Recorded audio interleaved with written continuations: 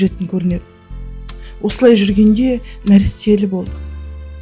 Немересін қолына алғаннан кейін маған деген көзқарасы өзгеретін шығар дегенмен, бірақ олай болмады.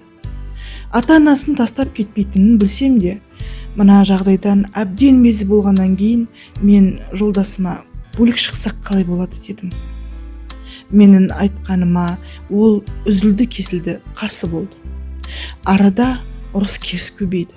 Ақыры шеті мен шегі жоқ осы ұрыс-керіс екеуміздің ажырасуымызға себеп болды. Осындай 2-3 ай бұрын сот алдында ажырасып тындық. Мен оқиғам осы деді.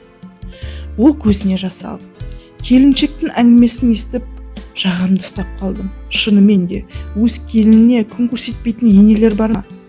Осы жайлы бір апайға айтсам, қарағым, қазіргі келіндер жүретін көрінеді. Осылай жүргенде нәрестелі болды. Немересін қолына алғаннан кейін маған деген көзқарасы өзгеретін шығар дегенмен, бірақ олай болмады. Ата-анасын тастап кетпейтінін білсем де, мына жағдайдан әбден мезі болғаннан кейін мен жолдасыма бөлек шықсақ қалай болады дедім. Менің айтқаныма ол үзілді-кесілді қарсы болды. Арада ұрыс-керіс көбейді. Ақыры шеті мен шегі жоқ осы ұрыс-керіс екеуміздің ажырасуымызға себеп болды. Осындай 2-3 ай бұрын сот алдында ажырасып тындық. Мен оқиғам осы деді.